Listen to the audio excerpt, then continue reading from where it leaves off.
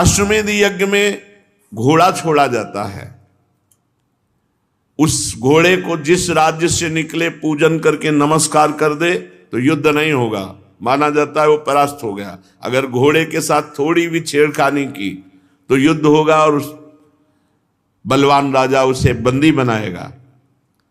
तो उस घोड़े को इंद्र ने चुरा लिया अश्वमेध यज्ञ के। पता ही नहीं चला कि किस राजा ने घोड़ा बंदी बनाया, क्योंकि इंद्र ने चुरा लिया, किसी राजा ने नहीं। उस समय महारानी सुमति के गर्भ से उत्पन्न हुए सगर के पुत्रों ने अपने पिता के आज्ञानुसार घोड़ा सारी पृथ्वी छान डाली, ढूंढा पर कहीं नहीं मिला। तब उन्हें बड़ा क्रोध आया और बड़ी गुस्सा से उन्होंने पृथ्वी को खोदना शुरू किया। खोदते खोदते उन्हें पूर्व और उत्तर के कोने पर अपना घोड़ा बंधा दिखाई देगा, जो कपिल मुनि का आश्रम था। 60,000 सगर के पुत्र थे। वो शस्त्र उठाकर कहने लगे, दौड़ो दौड़ो, पकड़ो, यही हमारे घोड़े को चुराने वाला चोर है। देखो तो सही, घोड़ा चुरा के यहां बांध लिया और आंख मूंद कर बैठ गया। ये तो पाप कर्म इसने किया, इसको मार डालो। सब दौड़ पड़े, 60,000 थे। कपिल भगवान आंख मूंदे हुए भगवान के ध्यान में थे। अब जे भी मुनि के पास गए तो उनकी आंख खुल गई। तो महापुरुषों के तिरस्कार के फलस्वरूप उनके शरीरों में आग लग गई। क्षण भर में 60,000 सगर के पुत्र राख बन गए। कोई साप आदि नहीं दिया, केवल वो प्रहार करने आ रहे थे तो उन्होंने देख लिया तो सब राख हो गए। 60,000 सगर के पुत्र।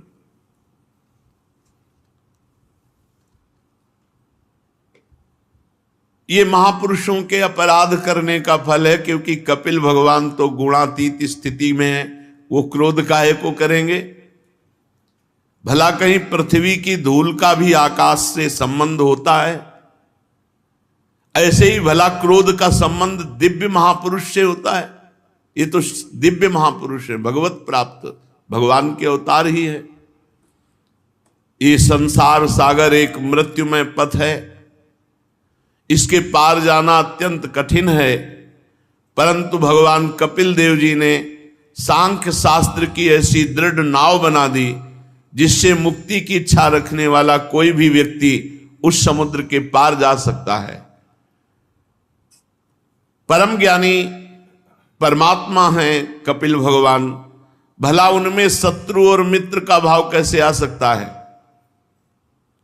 अब जब सगर को पता चला कि 60,000 पुत्र हमारे भस्म हो गए, तो उनकी दूसरी पत्नी थी केशनी, उनके गर्भ से असमंजस नामक पुत्र हुआ। असमंजस के पुत्र का नाम था अंशुमान। अंशुमान अपने दादा सगर की आज्ञाओं का पालन और उन्हीं की सेवा में लगे रहते थे।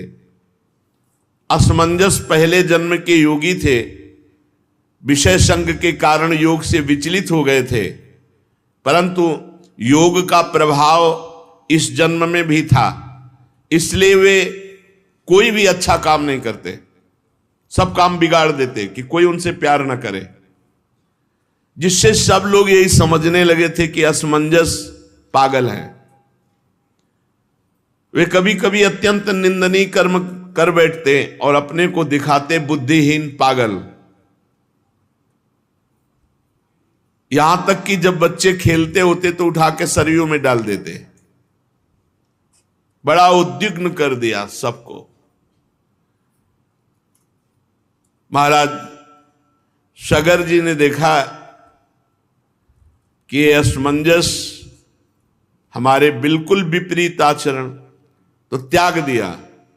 जब असमंजस ने देखा कि हमारा त्याग हो गया, तो जितने बालक सरयू में फेंके थे सबको जीवित करके अपनी अपनी अवस्था के अनुसार नगर में छोड़ दिया और आप वन के लिए चले गए।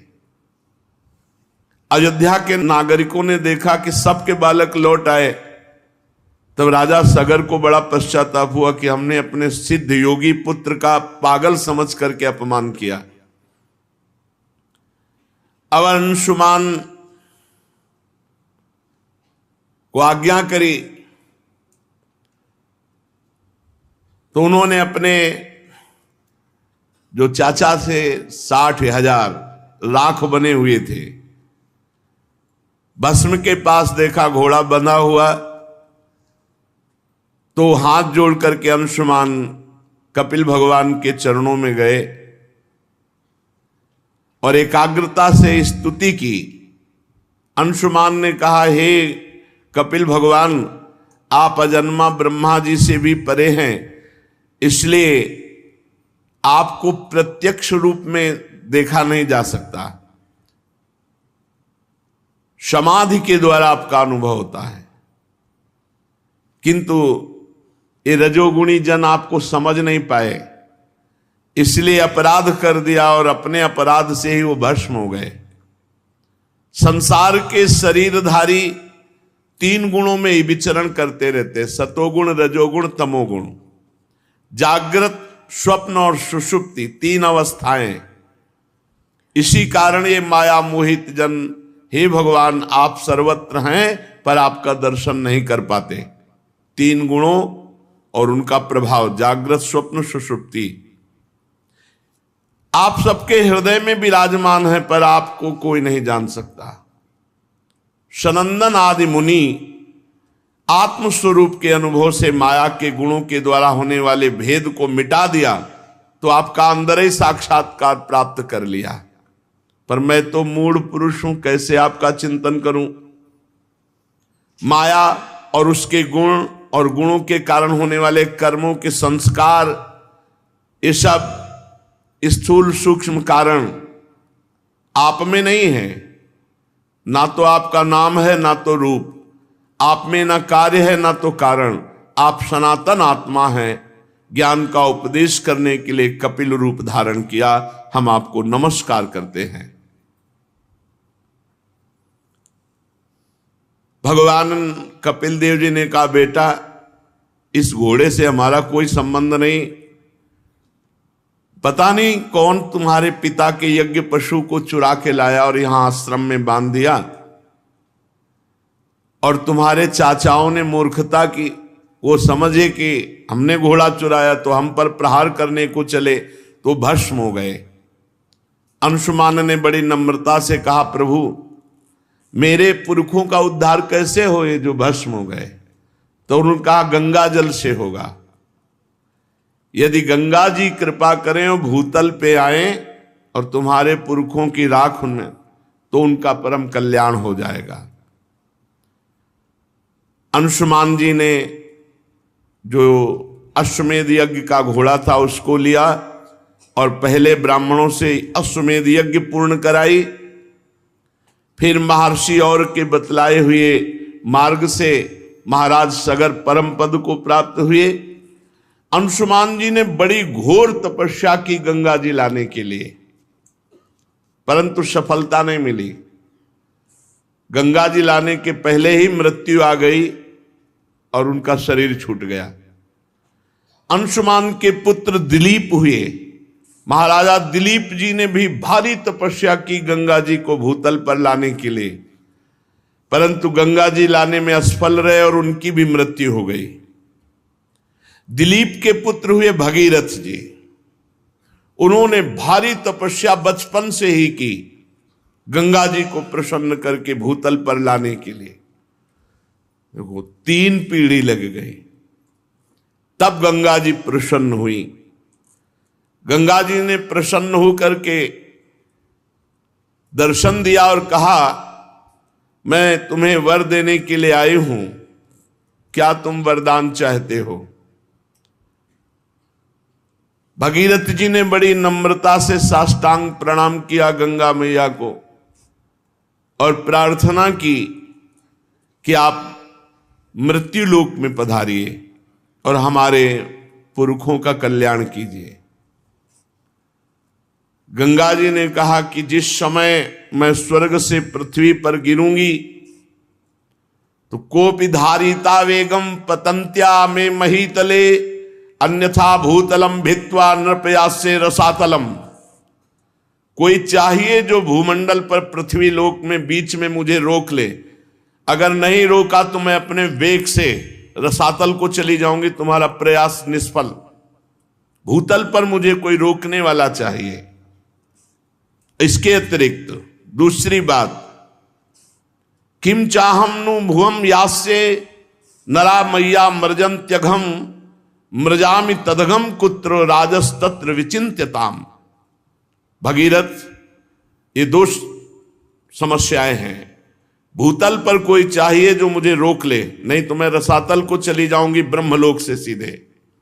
और दूसरी बात, पृथ्वी पे जाऊंगी तो पापी लोग मेरा स्पर्श करके निष्पाप हो जाएंगे, पर मैं पाप युक्त हो जाऊंगी, तो मैं पाप कहां धोऊंगी? इस विषय पर तुम विचार करो। भगीरथ जी ने कहा, पहले समस्या का तो समाधान मैं अभी किए देता हूं। साधवो न्यासिनः शांता ब्रह्मिष्ठा लोक पावनाः हरंत्यघम तेंग संगात ते स्वास्ते हृभिद्धरी। माता, तुम चिंता मत करो, जब पृथ्वी पर आप जाओगे तो पापी ही आपका स्पर्श नहीं करेंगे। जो लोग परलोक के सुख संपत्ति का त्याग कर चुके हैं, जो संसार से संन्यास लेकर निरंतर भजन में लगे हैं, ऐसे शांत ब्रह्मनिष्ठ महात्मा जब आपका स्पर्श करेंगे तो आप निष्पाप हो जाओगे। गंगा को भी पाप रहित करने की सामर्थ्य भगवत भक्त में है, भगवत प्रेमी महात्मा में है। साधवो न्यासिना, जिन्होंने समस्त भोगों का त्याग कर दिया, ऐसे सन्यासी।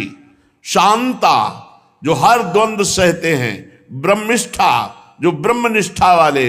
लोक पावना, जो लोकों के पावन करने की सामर्थ्य रखते हैं। हरंत्यघम तेंग संगात, वो जब गंगा में गोता लगाएंगे तो गंगा निष्पाप हो जाएंगी। ये बात कही भगीरथ जी ने। वो अपने अंग स्पर्श से, हे गंगा, तुम्हारे पापों को नष्ट कर देंगे, क्योंकि उनके हृदय में अगरूप अघासुर को मारने वाले भगवान श्री कृष्ण का निरंतर चिंतन होने के कारण भगवान वहां प्रकाशित हो जाते हैं। हृदय में भगवान कब प्रकाशित होते हैं? निरंतर चिंतन करने के कारण। और दूसरी बात कि तुम्हारा वेग रसातल में भेद कर चला जाएगा तो नहीं माता। बीच में ही धारयिष्यति ते वेगम रुद्रस्त्वात्मा शरीरिणाम यस्मिन नोतमिदम प्रोतम विश्वम साटीव तंतुषु। तुम चिंता ना करो, मैं रुद्रदेव की तपस्या करूंगा, भगवान शंकर से कहूंगा, ब्रह्मलोक से जब तुम गिरोगी तो तुम्हें बीच में ही रोक लेंगे। तो गंगा जी ने सोचा कि महादेव जी किस में रोक लेंगे मुझे, देखते हैं। तो गंगा जी ने जो ही ब्रह्मलोक से ऐसी विशाल धारा गंगा जी की, भगवान शंकर ने जटा खोल दी। जटा कटा संभ्रमम भ्रमण निलंप निर्झरी विलोलवी चिवल्लरी विराजमान मूर्धनी, और बांध लिया जटाओं। गंगा की धारा को जटाओं में लपेट लिया। भगीरथ ने कहा, महाराज नीचे कुछ बूंद तो गिरे, नहीं तो हमारे पुरखे तो वैसे ही रह गए। तब एक जटा खोली तो 3 गंगा के स्वरूप हुए। अलकनंदा, भागीरथी, मंदाकिनी। अलकनंदा स्वर्ग गंगा, पाताल गंगा मंदाकिनी, जो अनुसुईया जी के आश्रम में प्रकाशित हुई चित्रकूट में, और भागीरथी तो पावन त्रिभुवन पावनी श्री गंगा जी भारत देश को पावन करते हुए, हिमालय से देश को पावन करते, आगे आगे भागीरथ जी चल रहे हैं और पीछे गंगा जी चल रहे हैं। कितना महान पावन भूमि है जहां गंगा जी विराजमान है।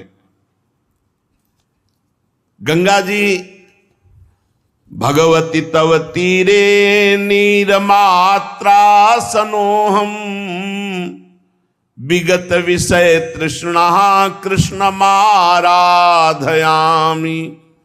सकल कलुष भंगे स्वर्ग सोपान संगे तरल तर तरंगे देवी गंगे प्रसीद। इतनी आसक्ति गंगा जी से कहीं नहीं हुई ऐसी आसक्ति। यमुना जी का अवगाहन सेवन हुआ पर उतना नहीं हुआ जितना गंगा जी का हुआ। बचपन से गंगा जी ही पूरा जीवन थी। आहार भी गंगा जल का ही और विहार भी गंगा के तट का। पूरा गंगा शब्द से एकदम रोमांच होता है, जैसे अपनी सगी माँ की याद आ जाए और हृदय विकल हो जाए, ऐसे हो जाता है। गंगा जी की आसक्ति हृदय में इतनी कि वो बता नहीं सकती। जैसे अपनी माँ से आसक्ति होती है ऐसे गंगा जी से आसक्ति थी, और उन्होंने पालन पोषण माँ की तरह ही किया। हे देवी, तुम्हारे तीर पर केवल तुम्हारा जलपान करता हुआ, विषय तृष्णा से रहित होकर। किसी ने पूछा कि एकांतिक में कि आप भी तो मन वाले हैं। साधक जब साधना करते तो अपने लोग देखते मन भागता है, ये विषय वो विषय संसार। आपको नहीं सताया क्या? तो आपको सही बताएं, ऐसी रहनी और ऐसा स्थान की विषय चिंतन का कहीं संयोग ही नहीं था। ऐसे ऐसे सिद्ध महापुरुष ब्रह्मलीन, जिनको देखने के बाद हाहाकार मचता ब्रह्म तत्व में स्थित होने का, कहीं विषय संयोग का दर्शन गंगा किनारे कहाँ है? और कभी हरिद्वार की तरफ ऊपर नहीं चढ़े, जहां देखा कि भीड़ वहां नहीं गए, बस किनारा किनारा ही। प्रयाग, तीर्थराज, काशी विश्वनाथ घाटों में, फिर किनारा वापस, यही क्षेत्र ही था, यही क्षेत्र था। हम कहीं जीवन में नहीं गए, किसी भी तीर्थ में, किसी और धाम में नहीं गए। वृंदावन आना था, इसलिए चित्रकूट से तो कई दिन चित्रकूट में रुके, नहीं तो कोई तीर्थ नहीं, बस गंगा किनारे जो पड़ते हैं, ब्रह्मावर्त, इलाहाबाद संगम, काशी विश्वनाथ, बस किनारा गंगा जी। गंगा ही हमारा जीवन थी। विषय तृष्णा का नाश करती है गंगा जी का दर्शन, स्नान और जलपान। विषय तृष्णा का नाश करके